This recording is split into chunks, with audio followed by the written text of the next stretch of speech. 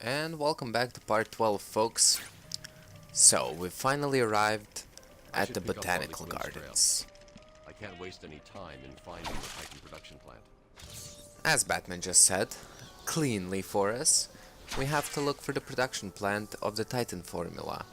And while we're at it, we're gonna solve some riddles, pick up more collectibles, and learn so much more about the backstory of Poison Ivy, who is somewhere in here trying to mess with the Joker's plans as well. There are two armed guards here, so you probably want to be smart when you move. The cool thing about using a batarang on them from the corner cover is that you'll actually knock them into the electrical gate. And once you've done that, you don't have to do any potentially dangerous ground takedowns, and you can safely hack the security box. But with that said, you might want to circle these halls a couple of times if you're looking for Joker teeth.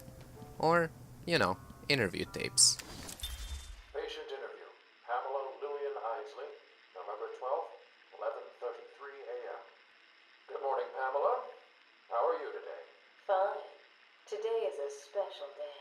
What do you mean? This is the anniversary of my new life. When I found my true self, my destiny. Are you referring to the event with Dr. Woodrow? Yes, what else? Of course, at the time I thought Jason had poisoned me. But in retrospect, he did me a huge favor. And why do you believe what he did has helped you? He showed me the bigger world. A world I should protect. Of course, my first offer was rejected. Offer? You tried to kill everyone in Gotham. Well, sometimes you need to prune back hard in order to make something flourish. Alright, so that's the very beginning of her tapes at the Arkham Asylum, again, raging back all the way from early November. As you saw just there, I missed a set of Joker teeth right at the beginning of the entrance, and yeah, that's something that could very well happen. But, make sure to circle these long convoluted hallways again, just not to miss any simple ones. The Gotham police dragged a new patient to the island. They said he was responsible for the disappearance of hundreds of the city's vagrants. As I looked at his disgusting body, all scales and teeth, my mind ran free, dreaming of delicious punishments to break this monster. Doctors gathered around, poking it, examining, but only I knew what would cure him, once and for all. So if you noticed throughout these recordings of the Chronicle of Arkham, they've been getting more and more higher quality, slightly changes of accent, just, again, slightly just in tone, and they've been becoming more and more current day, it seems, if you pick up the clues, right? So, pretty obviously he was talking about a monster with scales. That's most likely Killer Croc. So, this isn't just recordings of Amadeus Arkham like we thought originally, right? So the mystery still exists, I guess. I think that's pretty cool. Now we have another Predator section, and it's not very different, but you can definitely appreciate the glass house scenery. I think that the Botanical Gardens have an absolutely beautiful color palette, in contrast to the rest of the island, which is pretty dark, creepy, dreary. It's definitely a different atmosphere, and there are so many purples and greens, and the vibrant colors really show off how beautiful the art of the game can be. But when it comes to the section itself, it's pretty similar to every other one we've had. We have our gargoyles, we don't have to run around much, we just have to be sneaky in similar ways. And this time around I'll show off the Sonic Batarang. If you only have the original Sonic Batarang upgrade, like we do in the playthrough, aiming directly at the opponents will pretty much work just like a regular Batarang. Because he fell off the ledge as we hit him, because he was on the ladder, he automatically got knocked out, but nothing else happened. Now the sonic batarang, originally, right, its original form or use is so they can, I guess, deter the suicide collars the enemies are wearing. And, you know, again, very convenient that we've thought of that, just in case, you know, the enemies have some sort of electrical equipment that isn't solely used for punishment. But whatever.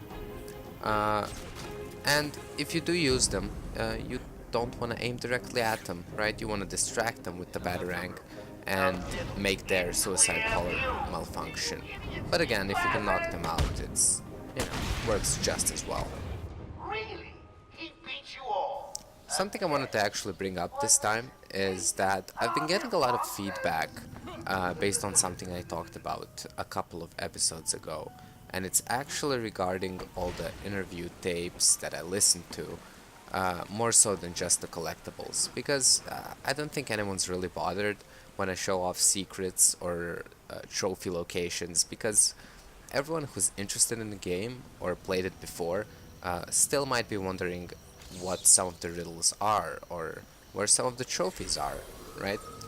And when it comes to these bios of characters we don't see in the game, I obviously scan through them that, you know, if you'd like, you can obviously pause the video and read it for yourself. It's all backstory from the graphic novels. But when it comes to the interview tapes and the Spirit of Arkham recordings, I do well understand how they slow the game down potentially.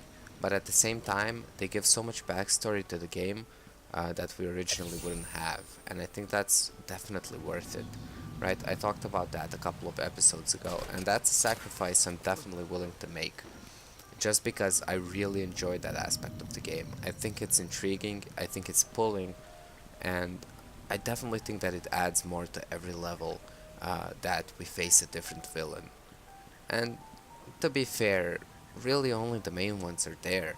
And I guess the Riddler could be considered completely optional because he's not even a character in the flesh, but it's still really cool, right? I don't know why someone would be bothered enough to think that it ruins the experience. But then again, I don't think that the criticism was directly that serious. I think it was just the viewer's preference of those who share that opinion. But you know, you can't please everybody, and because I really love plot points of games and storytelling is very important to me, I'll keep it the way it is. If you don't like it, there's plenty more Let's Plays. Patient interview, Pamela Lillian Isley, November 14, 10:21 a.m. Hello, Pamela. Today I'd like to go back to something you said in our last conversation. Ask me anything you like. You said your first offer to help Gotham was rejected. How can you possibly believe that? What do you mean? You released thousands of poisonous spores into Gotham, killed hundreds of people. How does that help anybody? I'm not interested in bodies, Doctor. Horrible fleshy sacks walking around destroying my poor babies with their greed and arrogance. But aren't you one of those fleshy sacks? Were a doctor too. How can you turn your back on us? Quite easily as it happens. But not you, Stephen. You're different. I feel we have a connection. Really? You do? Of course. I really like how originally once Poison Ivy turned, she's not only still very attractive, right? But one of her powers are the pheromones that she exudes to attract others. And it's very cool. I guess again it's a little bit convenient as a power in general, not just this game, that a very attractive woman would, you know, be able to attract males. But, you know, it really, I guess, adds to the character. And we have another fighting sequence. This one is actually pretty fun because it's in quite an open room. The only way you mess up is if you do what I do. So if you're actually good at the game, you probably won't mess up.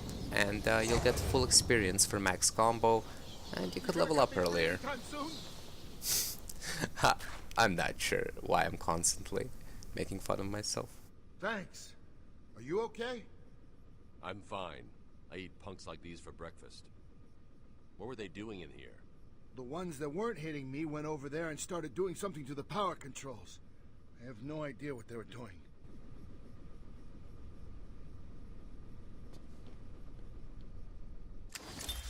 Pamela, I got you what you asked for. Do you like it? Oh, yes, Stephen, I love it. Such a beautiful flower. Do you mind if I keep it? Oh, no, Pamela, I can't leave it. It's against all the rules. I'll just bring it and show it to you when I visit. But it's me, Stephen. I get so lonely on my own. You wouldn't want me to be lonely, would you? No, of course not. Keep it. Just don't let anyone see. Really, no one. You can trust me, Stephen. Thank you. Now give me a kiss. I can't. People will see. No one's watching. What's wrong with you? Don't you love me? Call me Ivy. Of course I love you. And the booby trap on the wall that I just talked about is another, I guess, a hackathon of sorts.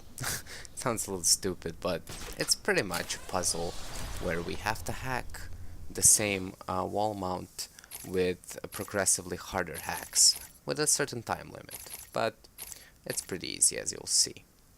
Now, this time around, because I feel like I'm doing quite well on health, despite the fact that I'm getting hit more than I'd like to, is the Sonic Shock Batarang, and it's the second upgrade I thought I had when I aimed the original Sonic Batarang at the enemy in the Predator section of this video.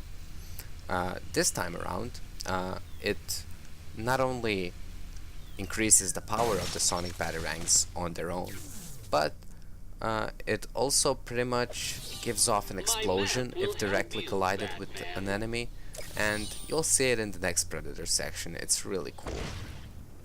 But, as I said, the only way to really do what you're supposed to is to hack the security box. And it's not that hard, right? It's not that difficult. I guess they try to spice it up to be, but really the first one is almost immediate and you just have to use your left control. The second one, if you move your right control even slightly, it opens up.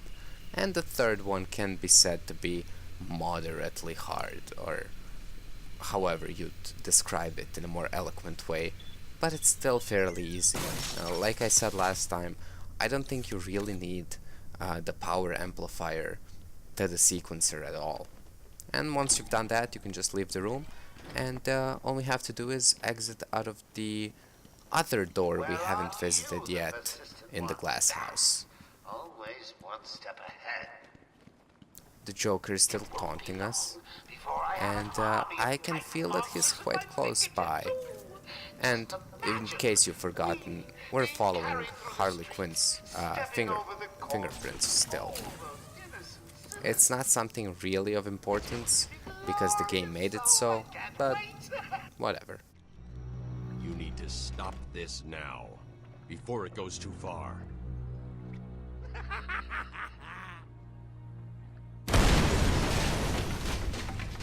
At this rate, you'll never catch me.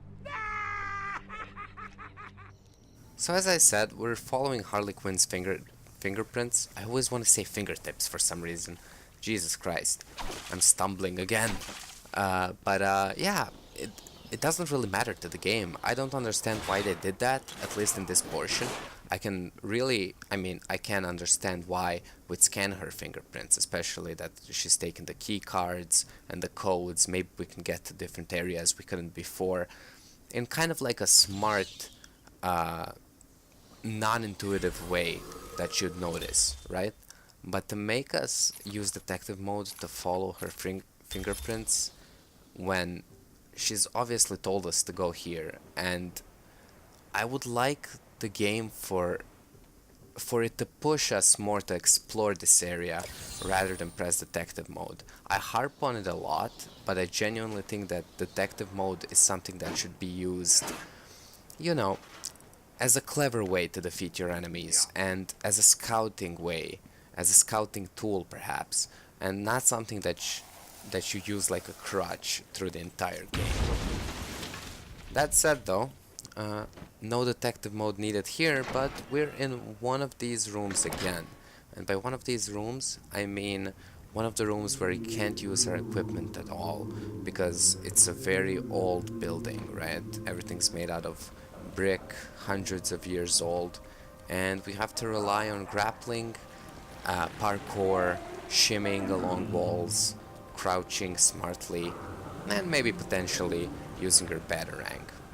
If anyone's played this game before, this will probably be their least favorite room in the entire game if they're trying to go for all the collectibles, and I might agree.